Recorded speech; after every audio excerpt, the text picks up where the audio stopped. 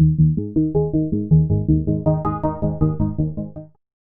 information I have to share with you are simply my opinions, but hopefully they're based on a few decades of things that I've seen and continue to see, and that they're informed opinions. But I certainly have no problem if you don't agree with everything I say. Different perspective is certainly healthy. Bell Bank has certainly grown a lot in the last couple of decades, but it's interesting to note that its major shareholder families still have very deep roots and ties to North Dakota agriculture. In addition to my bank job and responsibilities, I also actively farmed for a number of years. I retired from active farming a few years ago, and I now rent out the farm. But I still like to keep a direct connection to agriculture and to the farm. So in the last couple of years, I built a grain storage facility that's about 5 miles from the farm, and I rent that out to several area producers. Why did I build it off the farm? For a couple of reasons. Number one, access and convenience. It's next to a paved roads, easy in and out, and quite frankly, if you ever want to sell it, probably the worst place you can build them is on the farm. I also feed out a couple of pens of steers every year for people who want to buy processed beef. I was actually fortunate enough this year to have enough slaughter spaces, whatever, to accommodate all those that wanted to buy farm fresh beef. Even though Peanuts creator Charles Schultz has been gone for a number of years, I still smile and enjoy his and Charlie Brown's unique perspective on many of life's issues. So let's talk a little bit about the current economic landscape in agriculture. You know, the reality again is that there's the concentration of debt is in a relatively few larger operations. There are a lot of operations that have minimal or no debt. You know, there's a lot of operations that have gotten large and thought that they were going to benefit with the economies of scale to become more efficient and become a low-cost producer. We rarely actually see that happen, mainly due to management issues and so forth. But they simply can't get the low-cost production that they thought that they were going to get. Some do, but the bulk of them do not. Highly leveraged operations are certainly fortunate to have low interest rates. You know, the highest interest rate loan I made back in the 1980s was 21%, so today's current rate are pretty attractive. Overall debt levels in agriculture probably have been rising in recent years, especially for real estate debt. As a result, you know, we've been real fortunate that interest rates have been lower, continue to trend lower. Back in the 80s, the highest interest rate loan I made back in the 80s was 21%, and now we're down into the low single digits, which certainly makes a big difference. It wasn't uncommon back in the 80s where interest rate expenses were 13 to 15% of production expenses. And now, of course, that's been replaced by seed, chemical, fertilizer, land rent, and the like. And interest costs have, quite frankly, been a relatively small part of the overall cost of production. We have a lot of operations that make money and are profitable, but they still don't cash flow because they have debt payments and so forth. The only time the breaking even really works is if you don't have any term debt to service. So we have operations that simply can't get quite enough traction to get that debt service coverage to 1-to-1. And again, they're profitable, but you still need profits to service debt. So the working capital continues to go backwards. And as a result, we see a lot of folks over the last 3, 4, 5, 6 years pushing a lot of operating losses and cash shortfalls down the balance sheet and putting it on land, and that's where the equity and the collateral is. But in many cases, they haven't addressed the underlying issues. It's certainly not a big surprise that you can't borrow your way out of debt. We have operations that were in the second or third or maybe even occasionally into a fourth round of refinances where we've taken operating losses or debt service coverage shortfalls and pushed it down the balance sheet and refinanced, most often on land. That seems to be where the equity and the collateral is, to right size or rebalance the balance sheet. But, you know, quite frankly, both as a lender and as a producer, we need to ask ourselves, are we really doing anybody any favors by this? Are we really building a bridge to better economic times, or are we simply taking people out on a pier into deeper water where at some point they're going to drown in debt service coverage? Refinances just buys you time, either buys time to better economic times or to identify and fix whatever underlying issues are with an operation that that are causing them to come up short. There's only two ways to reduce core debt: make money or sell assets, and interestingly enough, both of them often have income tax consequences. We often hear people talk about today's economic environment and how that compares to that of the 1980s.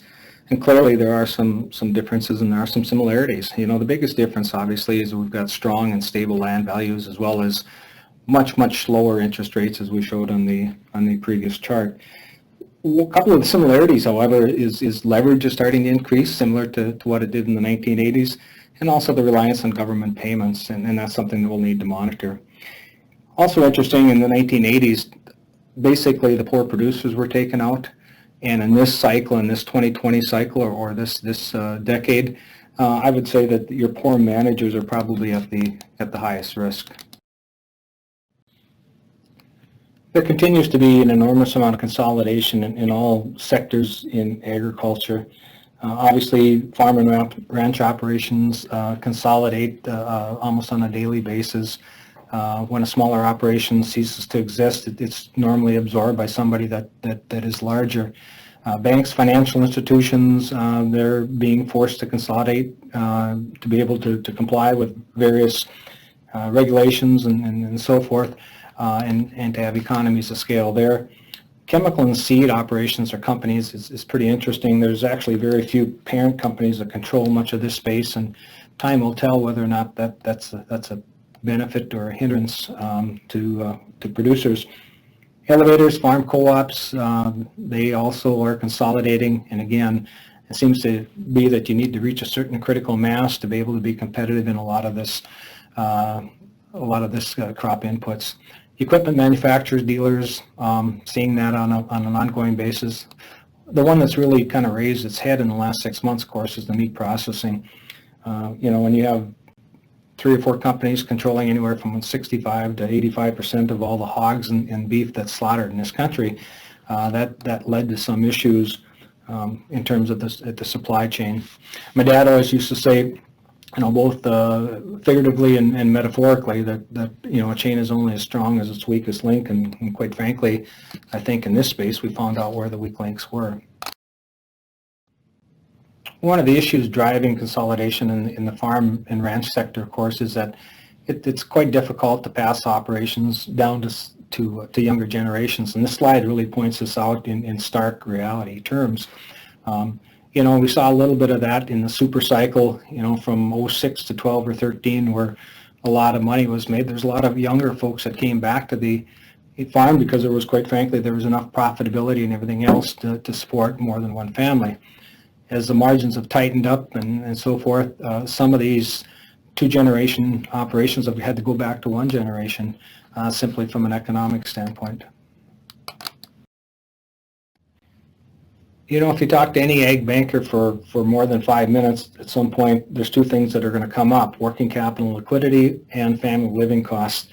Working capital really is a shock absorber.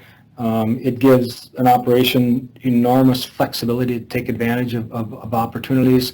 You know, you're not boring that first dollar out. People often say that, you know, cash is king.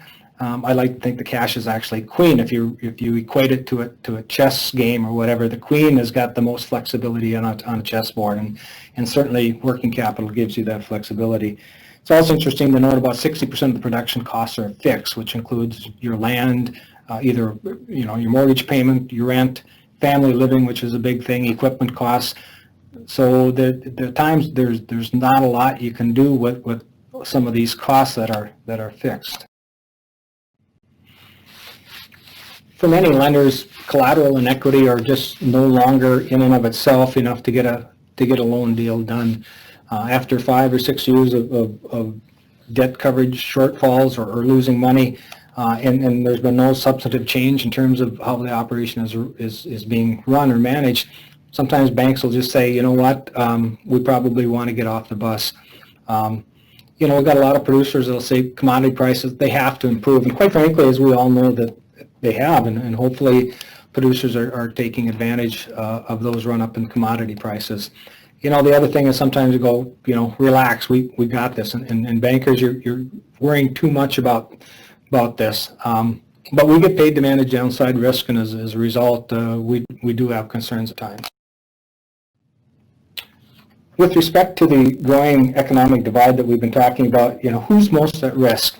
And I just put together some of the things that have come to mind in terms of what I've seen over the last number of years. Younger producers that didn't have a lot of family help. I mean, if you didn't have a family that was well established and you went into this downturn with a fair amount of leverage and commodity prices that simply couldn't support that debt, obviously that put people in a bind.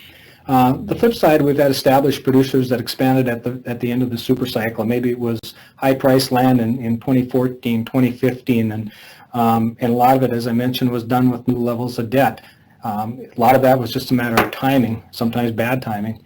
Another one is the high percentage of land being rented. That has to be renegotiated almost on an annual basis, and there's still a real competitiveness for rented land in most areas. Lifestyles, here we get down to that family living thing again. Lifestyles really got large during the super cycle, and it's been really tough to rein those back in. A recent study at the University of Illinois was pretty startling. They found that on average, not counting off-farm income and things like that family living costs were about $100 a tillable acre, and on 200 bushel corn, that's about 50 cents a bushel for corn. Now, obviously, as the larger operations get that $100 tillable, doesn't apply. But when you break it down into cost per tillable acre or cost per bushel, it really puts it in a unique perspective. Who else is at risk? Those that have below average marketing and management skill sets. We've still got people, if you ask them what their marketing plan is, they'll say, I hope the market goes up, and simply hope really isn't a great marketing plan. High cost producers, both for land and equipment, and that comes back to that earlier slide about 60% of the cost being fixed. And then a lot of non-earning assets that have debt. During the real good times, there was a lot of lake homes, different things that were bought. And ironically, a lot of them still went out and financed it. So you've got non-earning asset that you have to take profits from your farm to service those non-earning assets that have debt. So on the other side of the economic divide, who's doing well? Mid-sized operations that have a nice land base that's either paid for or largely paid for have obvious advantages. Those operations that have modest leverage, maybe 75% owner equity or more. Balance sheets that were loaded up with earning assets versus the non-earning assets that I just mentioned earlier. They're often diversified. Not only in crops, but maybe livestock, custom work, etc. They're not a one-trick pony. They're not afraid to pay income taxes. There's only one thing worse than paying income taxes, and that's not paying income taxes. And I think the key is to manage income tax, not avoid. Over the years, I've quite frankly seen a number of operations that have gone broke trying not to pay income tax. And wisdom combined with knowledge. Sometimes this is mixing generations, but it's taking data and then putting that into a decision-making process where some experience comes into play. This kind of makes me smile a little bit because we certainly learn more from our failures than we do from our successes, and sometimes good judgments come from experience, and experience comes from poor judgment. But mistakes are part of the game. You learn from them, but the reality is you hope to pay the tuition just one time. So what are a couple more of the common denominators of successful operations? Well, many of them have obviously modest family living or some sort of combination of off-farm income, which certainly helps in benefits. As times really got good during that super cycle, a lot of the spouses that had off-farm income quit their jobs, and quite frankly, that's been a tough gap to replace. But family living is a real slippery slope for bankers. It gets to be quite the moral hazard when you talk about family living. And of course, family living includes health insurance, which we all know has gotten to be very expensive. But it's not our job to tell you what your standard of living is, but rather if your standard of living is eating your farm. And given the benefits of Schedule F and so forth, family living is often much higher than producers think. I think this slide really sums it up well for me in terms of who's doing well, and those are the operations that are as equally proficient in production, financial, and marketing. You know, producers still often define success by how big a crop they raise, and no doubt that's an important factor. But just as important is how you market that crop and how you manage your financials.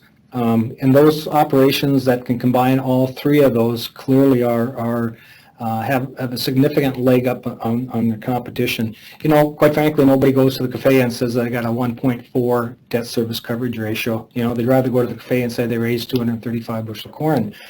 Both are important, but those that monitor the financials, have a plan, have a backup plan for things that may come up, are much more likely to be long-term successful operations.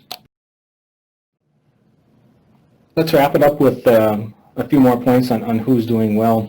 You know, those that obviously have working capital, they keep some powder dry, they're able to take advantages of opportunities and good deals, and essentially they sometimes are playing with house money, and that's always a good thing. They sweat the small stuff. They're not necessarily swinging for the fence. They're comfortable with singles and doubles, and they do a lot of things 5% better than an aggregate count up to be something. There's not too many hogs at the trough. That's kind of self-explanatory. A big one, what did you do with the money in the years that you made it?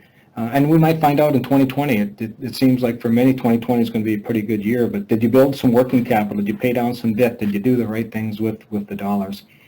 And lastly, it's really not that uncommon to see a $500,000 bottom line profitability difference between the top 20% and bottom 20% in a 3,000 to 5,000 acre operation. It seems to be a big gap, but quite frankly, for a number of reasons, it's there. Some are controllable, some aren't controllable, but good management can narrow that gap a lot. Thank you for your time. I wish you well. I wish you profitability for the rest of 2020 and on into 2021.